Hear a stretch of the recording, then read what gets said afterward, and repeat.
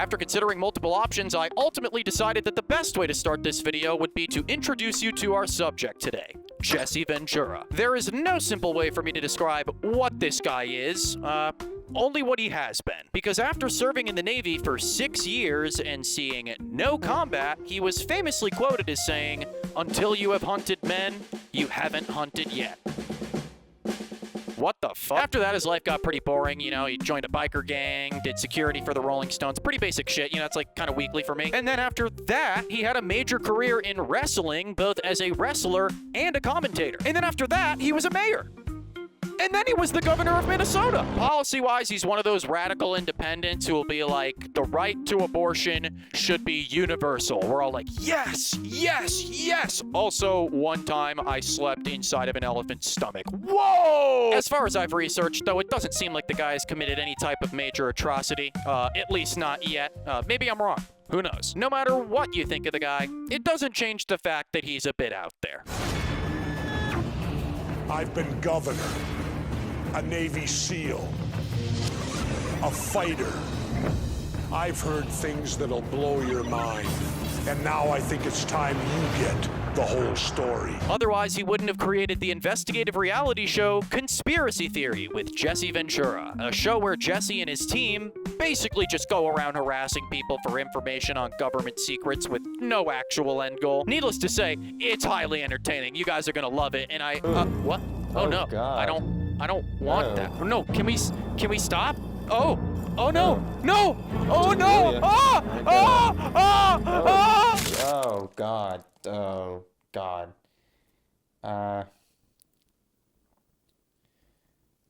Did I just die? I get a lot of calls from a lot of people who want me to investigate conspiracies. He sounds like Optimus Prime. Has he voiced Optimus Prime before? Hold on, I'm looking this up. I gotta. Are you fucking kidding me, dude? How has this not happened? Oh yeah, I forgot to mention that, but you probably noticed, on top of everything else he was doing at the time, this guy has acting credits dating back all the way to 1987. Look, love him or hate him, range. I get a lot of calls from a lot of people who want me to investigate conspiracies. This one was different from the start. All right, sorry, wait, we gotta pause. It's moving too fast. Love the service dog, but infatuated by the bolo tie. This guy's name is Ron Rager. All of the people that they talk to in this show have very confusing last names. He's a retired NASA guy that apparently worked on the Apollo missions, which personally, I think is a very broad description. Ron Rager is his name. He worked with NASA on the Apollo moon missions. Yeah, so you'll start to notice that this show likes to describe its correspondents as if they're talking them up on a job resume. So, you know, instead of like receptionist, you would say like front of house communications. So yeah, he probably worked on the Apollo mission in some capacity, but for all we know, the guy could have just been like an engineer or something working on jets. I happen to think that none of that actually matters though, because according to his LinkedIn, guys, I'm sorry. I just feel like I can't talk shit without doing a little bit of research first. Kill me! That's a little harsh. You can like sue me or something. According to his LinkedIn, the guy's been retired for almost 26 years. And as someone who's only been alive for 24, I can confirm that that amount of time changes a person. Well, regardless, Ron's got a concern. I've got a concern. He's got a concern, all right. A concern about trouble brewing in outer space. As most of these theories go, it's very broken and incredibly hard to understand what exactly it is that they're concerned about. But it seems like the overarching theme here is corporations and billionaires controlling us from space, but also aliens working with secret factions. There's black ops groups within our own government that have been doing things that nobody wants to speak of for years. There's nothing to stop them from going into space and continuing their efforts on a global scale. These guys could be spying on us, shooting at us, enslaving us from outer space. Heck, they could even be colluding with aliens in outer space. I wouldn't put it past them. Oh, God damn it, dude. Jesse strikes me as the kind of guy who would blindly back you in any cause if he fucked with you heavy enough. Like, every single thing Ron is saying right now looks like it's changing his life. So it's a conspiratorial danger that's out there that potentially could affect us all. Wild, Wild West all over again. Now get ready for your life to change, folks, because it's time to meet Jesse's team. And you may be wondering, what is this team exactly? What are we calling ourselves? Why are we a team? Because I'm no longer worried about secret Black Ops missions. I'm only worried about Jesse's son, Tyrell. I don't think I've ever seen a real life supervillain before. And the only reason I know I'm looking at one right now is because of everything about him. But I'm here to face my fears today, folks. So let's try to get a clearer idea of what the hell is actually about to go down here. There's a thing called the International Traffic in Arms Regulation. It prevents companies from exporting weapons and munitions into space. Right. Turns out there's only one guy who's got an exemption. Robert Bigelow of Bigelow Aerospace, which means there can be arms, missiles, and weapons. He could legitimately take weapons into space, and he's the only one that's allowed? Holy shit! Well, things did become a little bit clearer, but only because we're now focused on a sole billionaire, Robert Bigelow, who they are concerned is going to bring weapons into space. And I have a few thoughts about this, okay? Mainly, let's say that he is bringing weapons into space. What are these guys gonna do about it? Because I still haven't even told you what each of these people do. You know what? Come on, follow me. I'm gonna show you something real quick here. Got a little presentation for you guys over here. Oh, check this out. Sorry about that, guys. I forgot that I swallowed the Infinity Stones this morning. Don't attack me. Okay, guys, don't worry. This should be pretty quick. This is June. She is just simply described as an investigator. Then we have Braverman. He's Jesse's advisor.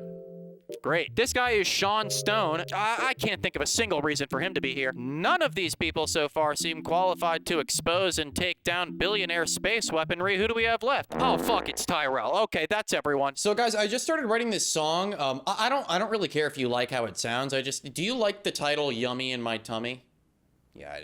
I didn't think you would like it. It's probably stupid, you know. But you know who would like it, though, is Factor, the sponsor of today's video. Eat stress-free with Factor's delicious, ready-to-eat meals. Every fresh, never-frozen meal is chef-crafted, dietitian-approved, and ready to eat in just 2 minutes. Choose from a weekly menu of 35 options, including popular options like Calorie Smart, Keto, Protein Plus, or Vegan and Veggie. Let's be honest, guys, grocery shopping is a hassle. Not all of us are good at it. I've gotten in trouble before because I wasn't good at it. Okay, so I ran into someone in the aisle and they yelled at me and they raised their hand at me. Why not just avoid that altogether? Why not have some gourmet Factor meals at home? Meals that feature premium ingredients like filet mignon, shrimp, truffle butter, broccolini, and asparagus. And if your life gets a little jacked up and crazy every now and then like mine does, Factor is super flexible. They allow you to change your meal plan from 4 to up to 18 meals a week. You can change or reschedule your delivery at any time. So folks, head to my link in the description or use my code to get 50% off your first Factor box plus 20% off your next month of orders. Thanks, Factor. Already, the investigation's taken a turn. One man with the go-ahead to take weapons into outer space. A guy with his own private spaceship factory in Las Vegas. A guy who might just be employing illegal aliens. Space aliens. That is an insane punchline. Tyrell has tracked down Don Ecker. He was research director for UFO Magazine. So yeah, any credibility that we created with the NASA guy has effectively been ground up into a fine powder and smoked out of the world's rustiest lead pipe. Anyway, less about him and more about Tyrell. You know how they say like father, like son? Everyone knows that. Everyone knows the phrase like father, like son. That was one of the dumbest. Okay, that phrase in mind, listen to how Tyrell sounds. Tell me about Mr. Robert Bigelow. Tell me about Mr. Robert Bigelow. Huh? Kind of. Tell me about Mr. Robert Bigelow. It's like he's got something stuck in his throat. Anyway, Don Ecker lets us know a little bit more about Rob Bigelow, mainly that his fortune came from his hotel franchise. Nowadays, the guy really just wants to go to space. And I say let him, okay? If history proves itself true, billionaires typically have a decent chance of not making it back from trips like that. I say we let him take. By the way, have you guys noticed that we still don't even know what the episode is about yet? That's because I waited. It was a timing thing. Well, Bigelow started a company called the National Institute for Discovery Science, and what they were researching might sound familiar. In 1996, NIDS purchased a ranch in Utah. The previous owners had been chased out by paranormal activity and UFOs. The infamous Skinwalker Ranch. Boom, baby! Skinwalker episode that gets a boom! Dude, Blood is a skinwalker. What is Blood yapping about? Lil bro is like a skin. From what Mr. Ecker is able to tell us, Bigelow and his company were allegedly doing research on aliens out on that ranch for 8 years until one day they mysteriously abandoned it. Allegedly. But now that Tyrell has collected info about the ranch, Oliver's gonna go meet this guy in a stairwell. And I must ask, is what they're doing illegal? Because they keep meeting up in these sketchy locations and it's concerning me. What was Bigelow hiding? Sean Stone finds a deadly clue in plain sight. Robert Bigelow. Oh my God. All right, first thing I'm gonna need you to do is back the fuck up. Why is this guy soaking wet? Did he like sprint to make it to the chute? The only other possibility I can think of is that this guy is a skinwalker. He looks like he just broke out of one of those alien tanks from Star Wars. People have been killed. People have been hurt. Wait, what do you mean people have been killed? Well, that's the question. We have a scientist from San Francisco, Dr. Jack Sarfati, who claimed that he had been told by reliable sources that there was actually an invasion of aliens on Bigelow's Skinwalker Ranch in eastern Utah. Well, if this Jack claims to have been told by reliable sources, then that's all the proof we need, folks. Abduct me! Fuck me! I changed my mind. Now, once again, allegedly in this invasion, multiple of Bigelow's men were either killed or injured in a battle between aliens and humans. And this would seemingly provide an answer to why the ranch was abandoned. But before Sean leaves, this guy's like, Sean, if you ever have a chance to meet Bigelow in person and ask him about this, he'll deny that he was referring to the Skinwalker Ranch, but rather to the Colores battle off of Brazil. So we'll keep this battle in mind, but as Dr. Frank and Don both let us know, the truth hides in the Skinwalker Ranch. Jesse reconvenes with Tyrell and Sean so they can all share their findings and their feelings. Aww. And you have to keep in mind, folks, these guys don't really care about fact-checking. If you tell them that there was an alien battle on American soil, it's immediate DEFCON 2. We're ready to roll. I just talked to this guy. He claims Bigelow was referring to an incident at Skinwalker Ranch that involved his personnel getting killed by extraterrestrials. Real-life cowboys and aliens. Are you kidding me? That's what he's claiming. Well, I'll tell you what. I don't want 2 eyes up at this Skinwalker Ranch. I want 4. Which means I want you both to go.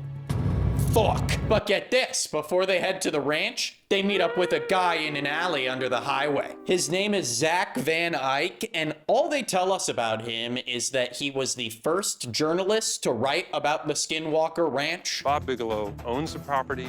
He controls all information about the property in and out. Now we have to go find out.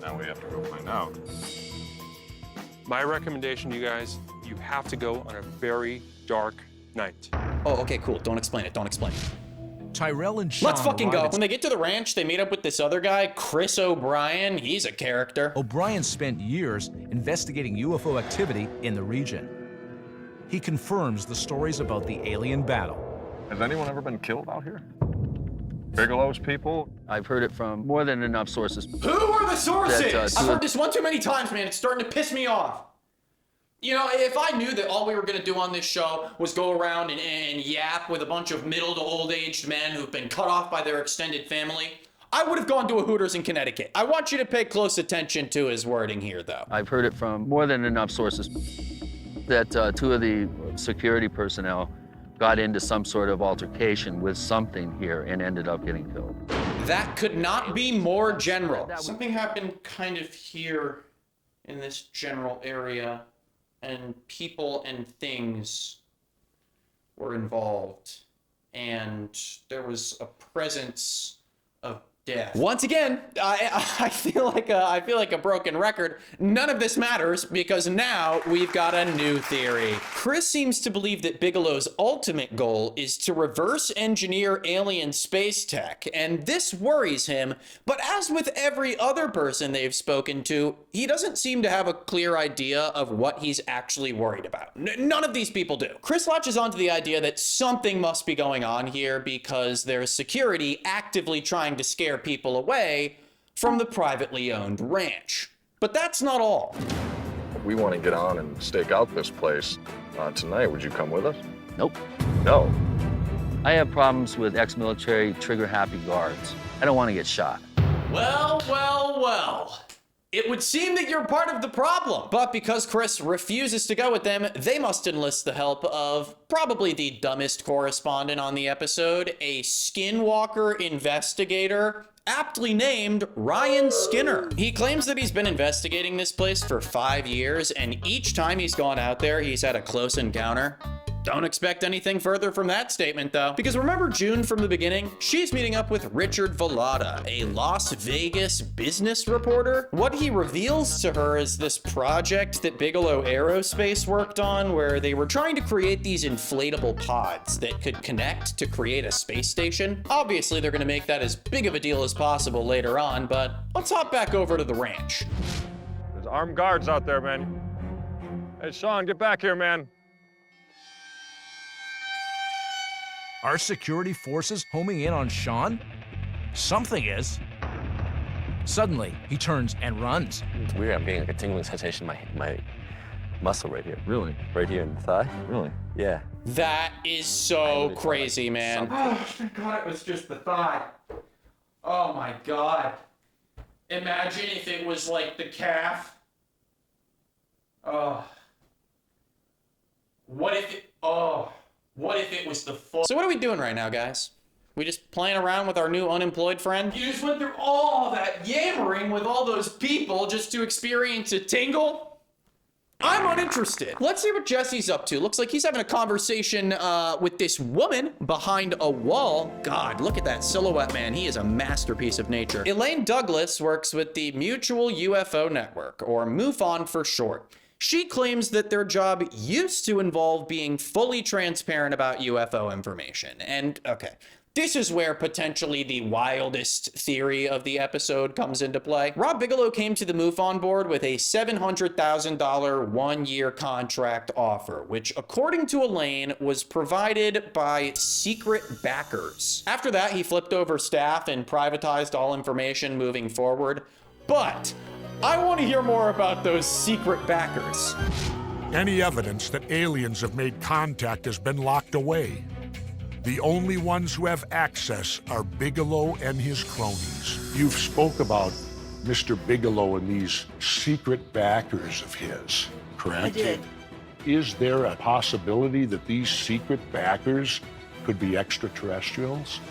Oh, God. Honestly, it's not as bad as I thought. I thought he was going to ask her if she thought that Robert Bigelow was a skinwalker. The alleged truth is actually more confusing. It's the secret backers that are the skinwalkers. But I have a problem with that because here's what doesn't make sense to me. Why do skinwalkers need American currency? You would assume that if they're the ones with the more advanced tech, like, they wouldn't have to buy anything from us. Unless, like, what if they haven't figured out video games yet?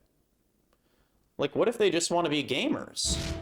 You're getting interference? Yeah, something electronic is clouding your signal. Legitimately, that's what you're hearing. Yeah. Let me hear. Can I hear it? I feel like Tyrell, he's about to hit his breaking point here. Anyway, so here they are. They're driving around, and can't wait to vomit this word out again.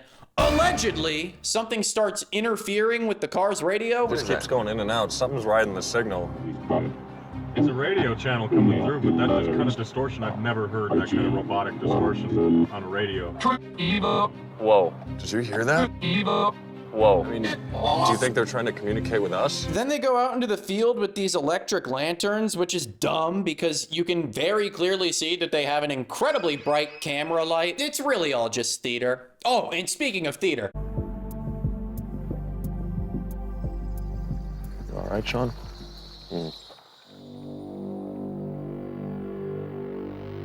What you got, Sean? What are you doing? invite the spirits to come.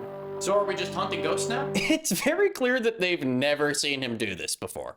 They ask him what he's doing multiple times. It seems like they're having trouble figuring out what exactly they're supposed to be doing out here. They're talking about spirits, and then they're whipping out a laser pointer to look at flashing lights in the sky. A mess, folks. I can't say what I saw. I don't know what I saw. I just know that I saw a light in the sky. It was an emerald in color. It was moving in between these two trees, and it closed like it was like a beat, and then melted into the sky. Hold on. Did you report this? Because, you know, you're supposed to report any UFO. We did report it. God, shut the fuck up! I already reported it! Why is only this part of the show shot like this? It's so close up and jarring. Look at this. Am I crazy, or is Jesse absolutely baked? So here's the new alleged dirt. You're apparently supposed to report any UFO sightings to Bigelow Aerospace, and this pisses Jesse off. Oh my God, how many times is he gonna have to go through this shit? You need to report to the Bigelow Advanced Aerospace Studies?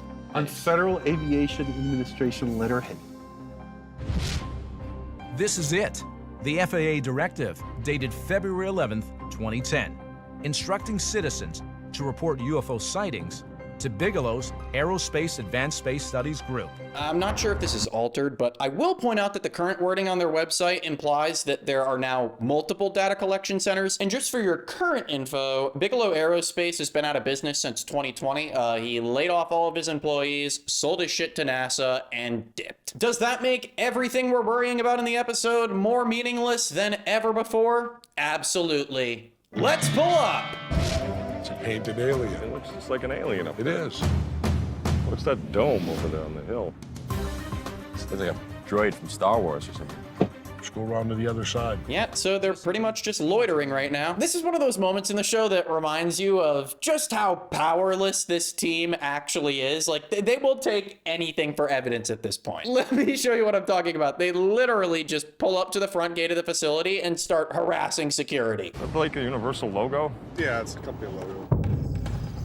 What is it? It's an alien. How many aliens in the place, do you? In the compound? I'm not able to answer any questions about what may or may not be in Mr. Bigelow's property. Talk about weird. This guy won't even deny that ETs might be working in there. Evidently, the team has hit yet another snag.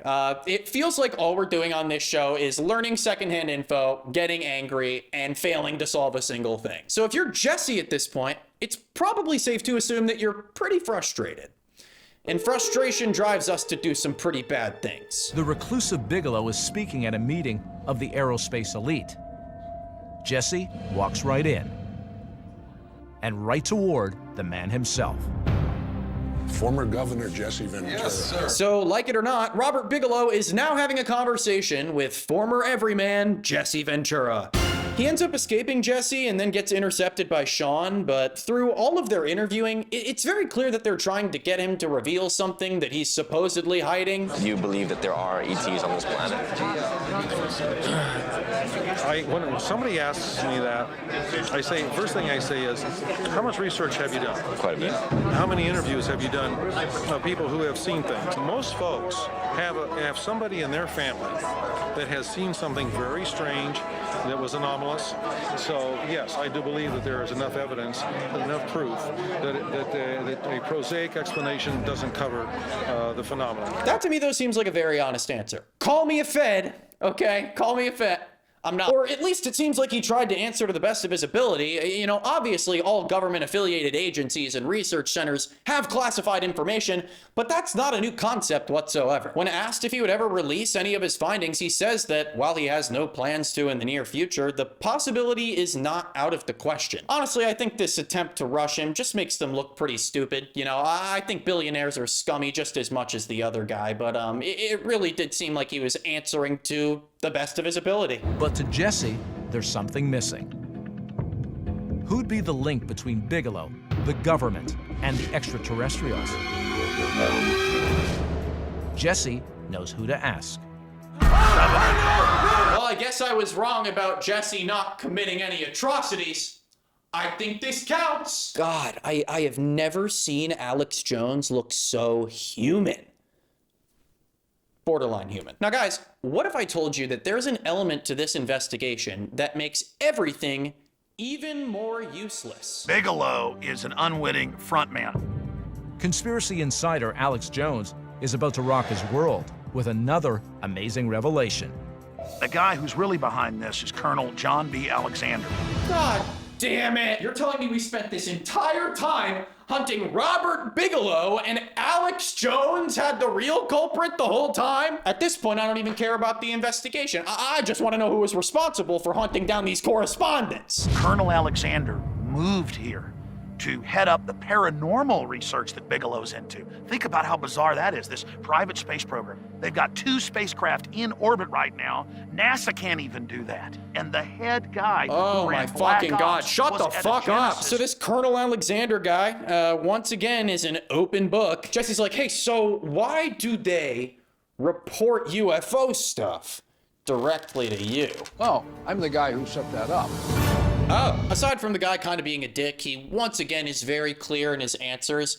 This just feels weird as the end point of the episode. It doesn't feel like anything is really being proven right now. Most of what they do to make this scene seem sketchy is editing based, but he denies having any connection to the ranch whatsoever, which is entirely plausible considering that they got this lead based on secondhand knowledge from Alex Jones. Essentially, their investigation has been a complete failure. Like total, complete dead end. Until they meet up with a guy on the side of the highway. Guys, I genuinely have no idea why they decided to include this at the very end of the episode. They claim that it's like the piece that brings everything together. John Alexander is one tough nut to crack. And that's where it would have ended if Tyrell and Sean's Skinwalker adventure hadn't have paid off. But it's just information about Bigelow teaming up with SpaceX. But get this, he thinks that Robert Bigelow is teaming up with SpaceX to escape the planet because an alien invasion is coming. Folks, what to say, what to do. Except end it here. If you enjoyed this video, please be sure to like, comment, and subscribe. Subscribe to the channel. And in the comments, I want you to, in the comments today, let's have a conversation about your favorite brand of chapstick. I'm looking for a new show to make a series like Bar Rescue. I think this show has potential if you guys end up enjoying it. It's awesome. But obviously, that's really all I have for you this time, folks. That's all I have. But until next time, yeah, a lot of videos coming this month. Yeah, cool. Great job. Thanks, man. Do your job. Yeah, great. I just need to do my job. Thanks, guys. Thanks for watching my videos and stuff. I feel like I'm not very outward and genuine. I appreciate you guys. Okay, bye.